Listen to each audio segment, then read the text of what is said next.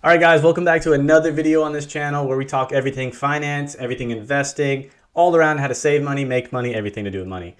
So in today's video, we're going to talk about how you can invest your time and money while you're young, hopefully with no regrets.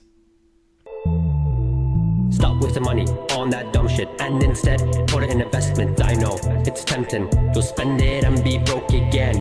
All right, guys, so starting out, when you're young, super practical application is just buying a cheap, reliable car. Now, you don't want to cheap out that you're going to have so many fees to, fix it up all the time because you want to avoid any extra expenses. But you don't need this brand new car when, you first turn 16 or when you get in college or even when you first get your job. A lot of people do that once they start making good money, like, I need a new fancy car.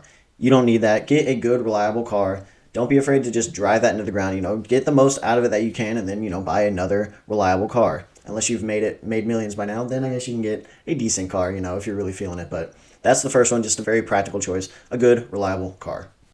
The second one is going to be very cliche sounding. One, because we've said it a million times. Yeah. Two, because you've probably heard it a million times. Everybody. But it's to invest in yourself and your education. If you can start young, you can learn so much more. You can take in that knowledge fast, especially if you're already used to going to school. You're already used to just a mind dump of knowledge, just taking it all in constantly. So you can get in that mindset, you can get in that rhythm, and you can get in that good habit building of just constantly learning. If you can get in the concept of in your mind right now of I need to read a book once a week or once a month, whatever it is, and you don't have to try and burrow that habit into your brain later, it's so much easier to just continue on. Invest in yourself, in your education, in your network, and then you'll be better off the longer you're able to do this and practice this habit. Yeah, and, some people may take this as college, which is a great route. I mean, we both went to college and everything, but college isn't for everyone, I didn't realize that as much when I was a kid. You always think, okay, the next step is obviously college so you can get a good job and everything. There's different ways to go about it. There's trade schools, there's apprenticeships, there's simply self-education, entrepreneurial spirit. Now, a lot of people like to claim being an entrepreneur and everything, and they don't actually ever start anything. Don't be that kind of person, but there's a lot of ways to invest in yourself. But again, that is kind of the cliche answer, but one that we feel like we just have to mention. And of course, next is actually doing some investing. We would recommend just an ETF or an index fund, something that kind of diversifies your money. You don't have to, kind of monitor quite as much. You can do that in something like a Roth IRA. We have videos on that, or a personal brokerage account. But we would recommend a Roth IRA. It's a good way to kind of keep your money kind of away from you, keep that temptation out, but also a good way to just invest your money. So, find something that you're kind of passionate about. Make sure it's a good investment. Do a little bit of research, obviously. You don't just throw your money into anything. But an ETF index fund will kind of diversify for you so you're not doing a super risky play right there. Now getting to the almighty, the grand poobah of investing, my personal favorite is real estate investing. Real estate is so much more daunting just because there's so many more things about it, so many more ways to make money, but at the same time, it is the best way to build wealth. And real estate, the best part about it is you're not only able to build wealth by making your income go higher, but you're also able to lower your taxable income with deductions and so many other strategies. So it's just really a double or triple threat. Yeah, the richest people in the world may be entrepreneurs and everything, but the most rich people are real estate investors. This is where a ton of people are going to make their money. A lot of millionaires are made in real estate. You'll find a lot of people like that. We're both investing in real estate personally. That's a route we really like. It's a great way to build money, and it's something that people will always need. It's a pretty reliable thing. It is definitely, like Ryan said, a more daunting thing, but it is a great avenue to build wealth, and we would recommend investing in that as early as possible.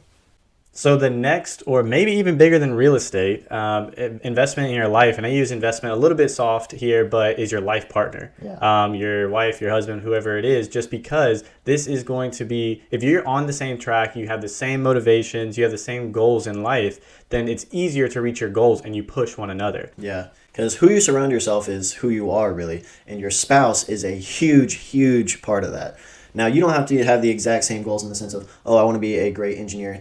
Your spouse doesn't have to be a great engineer, but someone that, is driven and kind of going along the same route, I feel like you guys probably understand what we're saying. Just someone that can also motivate you. Not every single thing has to align, but your end goal needs to be definitely in line with each other. Definitely not conflicting, like Ryan was saying. Because if you and your spouse have conflicting goals, it's going to be hard to reach that one. It really is. Yeah. And just a kind of proven point, just a little bit, you don't have to have the exact same goal like Taylor said. As long as your partner supports you and is on the same page and understands what you're trying to do and pushes you to hit that or beat that goal, that's still okay. Just because I like real estate doesn't mean my wife likes real estate. Trust me, she doesn't always like real estate. But that's exactly it. At the same time, she always pushes me forward. She always makes sure I'm doing the right thing and always asking, okay, you're going to go see that house. After that house, let's go meet for dinner. Like, as long as they're understanding and supportive, that's the most important part. Yeah, guys, and we kind of just touched on about who you surround yourself with. Investing your time into meeting other people, building your network. We've talked about this before. Your network is more important than your net worth, especially early on. Building your network will just help you build that net worth that much quicker. If you ask anyone in almost any space of business, of life, real estate, whatever it may be, everyone talks about is who you know, not what you know. And that is really applicable. So, investing your time into finding people with like-minded views or anything, or people that are going to be able to motivate you. Yeah, this kind of touches on a couple of different points. That life partner, again, meeting that person. You won't find that person until you go meet other people. Yeah. Educating yourself by meeting people with different views or similar views that can teach you something new.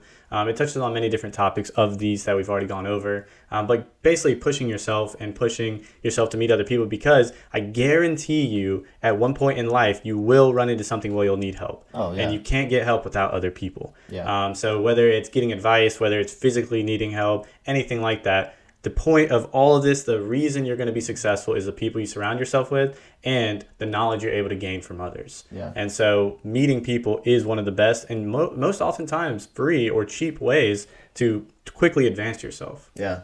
And this can also be another super intimidating thing. A lot of people don't like to put themselves out there. You kind of just have to take that leap. Now, there are ways to kind of warm up to it, friend of a friend kind of thing, or before meeting all these new people and say a meetup or anything. But a lot of times we've been to, different meetups and stuff with, real estate investors and things like that. These people are super nice. They want to, network themselves. They're not afraid to give you their knowledge and everything. It's the same thing like you go to the gym. It's so intimidating to go to the gym. Then you go there and everyone's nice. They'll help you out, all kind of thing. A lot of this fear is just built up in people's heads. But once you start doing it, I guarantee you're going to be happy and you're going to be glad that you did.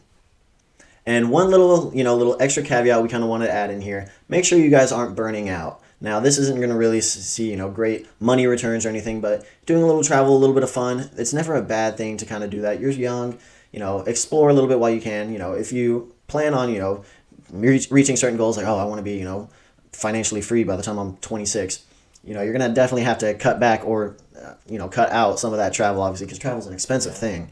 But we did feel like we wanted to mention something about avoiding that burnout. Don't be afraid to spend a little bit of money on yourself or your family and stuff like that. It's all about giving, and that's a part of building your network as well as going out and doing things with people. It is something that can help refresh you, rejuvenate you, and get you motivated again to attack your goals once more. Yeah, and when you're just getting that first big job, maybe after high school or you just graduated college, you're getting a huge paycheck. Typically, you're making a lot of money and your expenses are still really low. You're still living on ramen noodles. You're still splitting rent with your friends. Your expenses are extremely low typically. And low is relative because I know everything is super expensive these days. But your expenses are just going to be lower than they are the later you get into life. When you have kids, when you have a house, when you have a partner, all of those things, it's going to increase your responsibility and your expenses. So while you're young, you can still save 50 to 60% of your income and still travel and still reach your goals. So it's just easier while you're younger sometimes. And just like Taylor said, that burnout is real. You want to grind, but you don't want to empty the battery completely because you'll have nothing left. You'll learn to hate the game, and you don't want to learn to hate the game. You want to learn to love it, and that's when you'll be successful. Yeah. So we appreciate you guys tuning into this video. Be sure to keep an eye out for our videos coming next week. It's going to be really interesting. But we appreciate you guys. As always, be sure to like, subscribe, share this content. We love to get this content out there. See you guys in the next one. Stop wasting money on that dumb shit and instead put it in investment. I know it's tempting. You'll spend it and be broke again.